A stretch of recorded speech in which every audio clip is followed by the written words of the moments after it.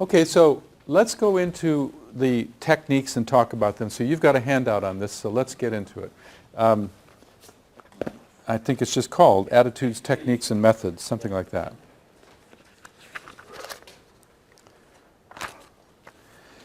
And so these are just really very fundamental ways to think about how to be more effective, all right? And so the first one, be practical and mystical simultaneously. So that's practical mysticism, you know. For a long time, those seem to be antithetical terms, but we have to synthesize them and live them together. Number two, work under impression from the larger life. Now that's really an interesting term, under impression, because, well, we saw the drawing of being under impression from the hierarchy, but there's actually a clue to this in the study of esoteric astrology, because in esoteric astrology, the Tibetan talks about, he says, he'll use the statement, a disciple is born in a sign, but then in other places he'll say the disciple is born under a sign. When he's saying in a sign, he's talking about your birth sign. But when he's talking about under a sign, he's talking about the rising sign. And the rising sign is the sign of the soul's higher potential. And so to really know your rising sign and know its higher meaning is saying something about how to be under impression from the ashram. That's so why it's so important to know your rising sign. If you can get it, you have to have your birth time to get it, or roughly, but that rising sign is really important. So whatever your rising sign is, what it's saying is that the soul and the ashram will try to shape patterns of consciousness around the intuitions from the ashram along according to the sign's nature. So if you have, say, Capricorn rising, it means that the soul will try to, or the ashram will utilize Capricornian patterns of consciousness to try to shape influence in your mind, thoughts and influences in your mind. It's really useful to know.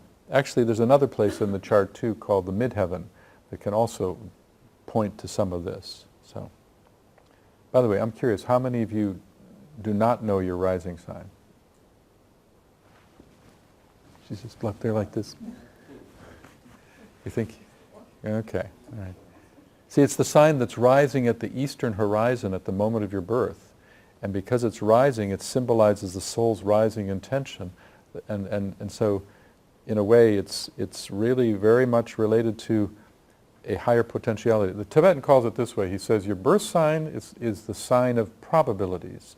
The rising sign is the sign of possibilities. Possibilities. Depending upon if you rise to the occasion and can really start sensing that higher patterning, then it's a real possibility for you to be more effective on behalf of the ashram. Okay? Number 3, see all things as evolving incrementally. So, step by step, step by step, step by step. By the way, that doesn't mean that all steps of evolution are equal. Because there are, you know that idea called, you've heard the book The Tipping Point? Yeah. You know, so there is a tipping point where you can have a radical leap as well. But between tipping points, it's incremental. You know, so yeah. Number 4, recognize all parties, creeds, religions, and governments as evolving structures of thought that either are supportive of the future or resistant to it. In other words, it's a new kind of idea, but think of these social institutions as entities evolving in their consciousness, and that there's just a bunch of faces attached to it. So if you look at the business world, it's an entity in its own right with a bunch of faces attached to it. And that it's trying to evolve to a higher order, but just like you and I, its lower nature often is stronger than its higher nature at this point. It's kind of what I think Sean yesterday had brought that up too, and it's this idea that, yeah, the lower nature is often stronger, but it's important to realize that that's in the physics of consciousness, that the lower nature will win the day at first, and slowly the higher nature will start to take precedence, but it's slow. So, number 5. Oh, here it is. Look at who we just. Isn't that funny? We just believe that there is no hurry, and yet there is no time to lose. We just talked about that. So, what does the Tibetan mean by that, though? I mean, let's get serious about it for a minute. What does that mean? Don't rush it, but move at the same time. Okay, don't rush it, but move at the same time. Take opportunity, yeah. Yeah, okay. Something about not being impulsive. Not being what? Impulsive. Yeah, not being impulsive. And also being recognized that the time is actually an asset that can be used to be of better service to the larger whole. And so it's not about wasting time either. It's about being sensitive to using it. Right timing is part of it. It's also this idea to use time and not be used by time in a strange kind of way, you see. Okay, 6. Take positive note of all movements grounded in a yearning toward unity. So, we look out there. Where's some things happening there? People are coming together for good things. Note it. Note it. 7. Always begin service activity from a subjective and soulful position. In other words, align first, then serve. Sometimes we do it the other way. It's serve and then, oh yeah, align. It's the different, when I do the white magic workshop, I have those gestures. Do you remember the gestures? Yes. The difference between, there's a difference between this versus this. It's sort of, I'm going to serve, oh yeah, I better check in, versus check in, I'm going to serve. Yeah, okay. All right. Be guided by the ear, outwardly attentive and inwardly receptive. We actually talked about that, right? 9, view all formulations of truth as partial and as temporary ideas suited to the evolutionary needs of the time. It's a really important concept. In other words, well, what's your take on that? Nothing is written in stone. Although, if you go to Newgrange, it apparently is. Or kingdom, like once it was your kingdom, and then it can become. You were saying that last time. Something that was once your kingdom can become your prison because you grow. Yeah, that which is your temple today will come your prison tomorrow. Yeah, yeah. So that means that that idea of know where the limits of an idea are at. Where are they at? And that no idea is sweeping. Every idea has its boundaries of application. Okay. 10, act as a balancing agent between oppositional forces in the world. So you think about your own life for a minute and what your service is. What do you do? What do you do out there? So what are the two forces that you are most suited to balance and harmonize? And usually they're oppositional forces, often. I look on your face, I can tell you, I know what you're thinking, But I mean, it's for some people, it's how education is handled and the needs of students, Can anybody think of another example of? I'm dealing with traditional stuff, or traditional stuff, and no movement into new areas. Okay, same idea. Often one is more entrenched in a past rhythm, and one is trying to advocate a new paradigm, and they are often very intolerant of each other, and yet the past actually has some golden threads of truth in it that have to be acknowledged and carried into the other. Remember what the Tibetan says about this in the book, A Treatise on White Magic, Rule 10, there's what is called the 15 counsels. And the second counsel is the one I remember the most. And I've probably shared it with you before, but it's it bears repeating. And that is, find the golden thread of truth within illusion. Find the golden thread of truth within the point of view that you are opposed to, that is the old idea, because there's something about that has to be carried into the future. That's like sometimes people say, oh, we're going into Aquarius, drop Pisces, go into Aquarius. It's not dropping Pisces, you take the best essence of Pisces and bring it into Aquarius. You see? A good exercise, though, and it's one that I struggle with, but it's a really good exercise, is whatever your bias is, and we all, our personalities have these biases, they could be political, for instance. Look at the opposite view that you're opposed, you have a strong opposition to, and ask yourself, what is the golden thread in that opposite view that I may not be attending well enough to? Because there will be something there, you know? Some sacred principle that is What the person is most passionate about, listen carefully to that. Say again? What the person is most passionate about in their statements, what they're really passionate about, listen carefully to that. Yeah, and that probably is the kernel of what's driving them. there's something in there. That's the truth of it. Yeah, the so-called sacred principle. What is the sacred principle? It might be greatly distorted. Like always there's a sacred principle in something. An example is, let's say you got somebody that's very, very egotistical, a very egotistical person. So you have egoism very strong. Well, that's actually a great distortion. But what is the sacred principle that is being distorted, and the distortion is what we call egoism?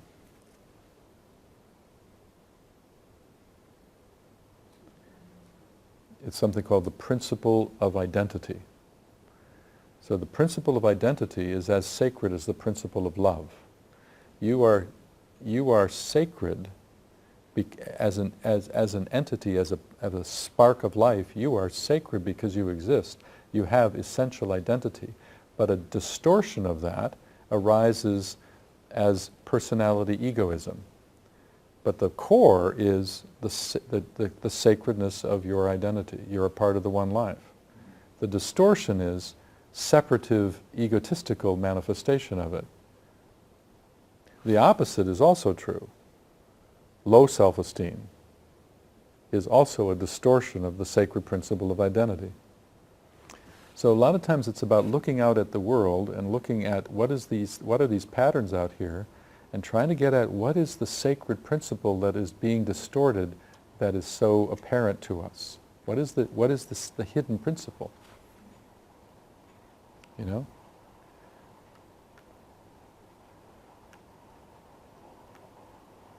What is let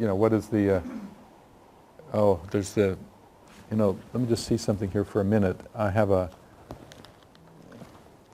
see if I have this here. A good example would be in the Labors of Hercules, which I just did a presentation in Galway on.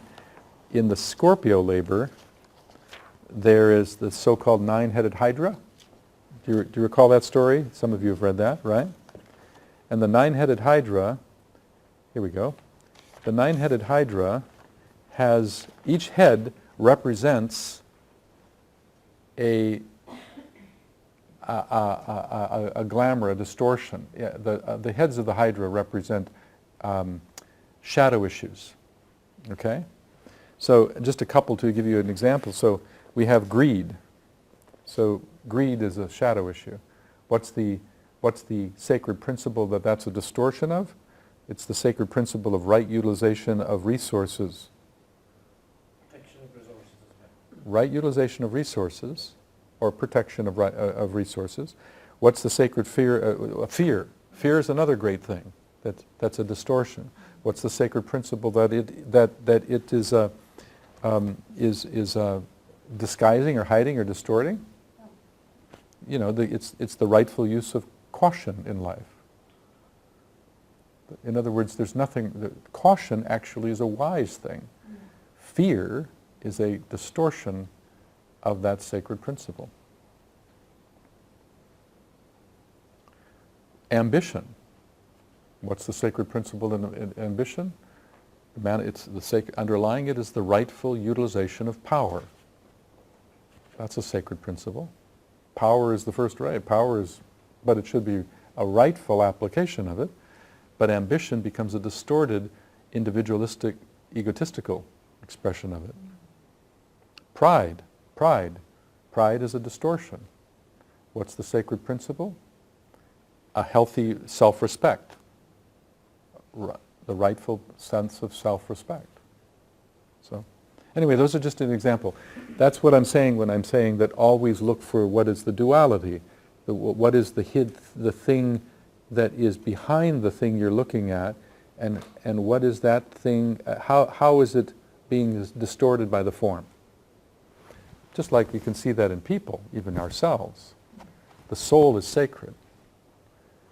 The personality is a distorted expression of it. So when we talk about the glamours, we say, okay, the second ray. What's the glamour of the second ray? The glamour of the second ray is, well, one of the glamours is fear of saying no. Okay, suddenly I see a lot of heads nodding. But that's just a distortion that arises from the form. You see? So that's why in this philosophy, when you study esoteric psychology, you put a lot of time looking at the glamours.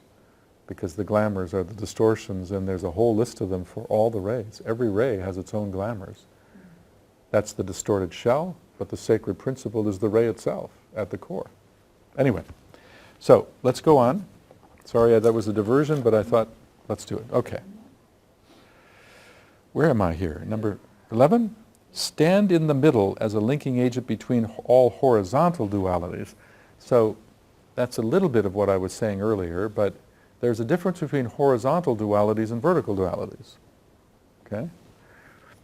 Vertical duality, or horizontal, are two opposite forces that actually are equal at where they stand, but one tends to incline upward and the other tends to incline downward. And as a disciple, you want to be standing in the middle as a balancing agent to reconcile that duality. So you stand in the middle. But when it comes to a vertical duality, you must favor the higher pole because this is spirit versus matter. This is the future versus the past. And if you harmonize the horizontal dualities, that's what's needed in order to rise to a higher pole on the vertical duality. So for instance, as in America, we have this great polarity between Republicans and Democrats. From a truly occult perspective, both of those are equal. I know, and each side thinks the other is less than themselves, but actually each is equal, and each holds a sacred principle. The Democratic Party in the United States is holding the sacred principle of concern for the welfare of the whole. The Republican Party is holding the sacred principle of freedom and individual liberty. Both of those are actually sacred principles, but both of them have distorted shells around them. In that context, we stand in the middle as a bridge. That's why, by the way, the Tibetan says, get this, and this is sometimes hard to fathom, but he does say, even eliminate from your language the words pro or anti this. Pro this, anti that. Because even those words are divisive.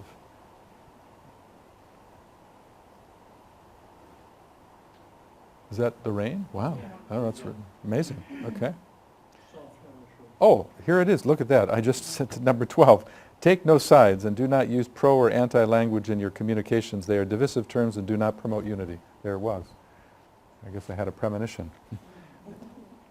13. Stand on a practical platform that advocates the sacredness of the human spirit and the evolution of life toward greater states of unity. 14. Bring order out of chaos by remaining centered in soulful certitude. Pardon me? I like that. Yeah, centered in soulful certitude. Because you know how it is. You can get into it can be very chaotic in here, and then all of a sudden you find yourself lost in the chaos. It's now you're kind of in part of the mix of craziness. But how well can we hold ourselves in a kind of background observer, you know? And that's really important in the world of discipleship. Can you be the observer even when things are pretty crazy and, you know, it's stressful? It's not easy, but it's what has to. See, and that's that's what an initiate is able to do, is always hold the observer position. A disciple, like most of us would be, you're able to do it sometimes. Sometimes you're able to do it, and sometimes you're not. You know.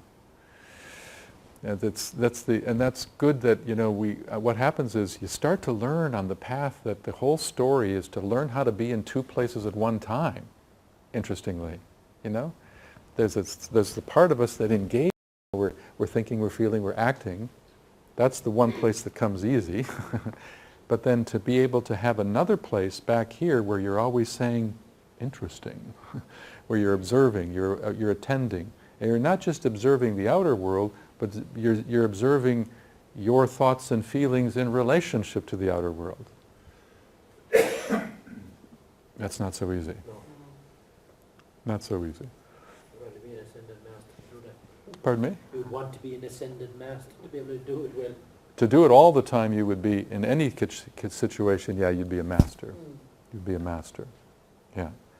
Because remember, that's what a master is. One who has mastered his or her relationship to the form, which means they've they've come to such a point where they are never identified with the form any longer.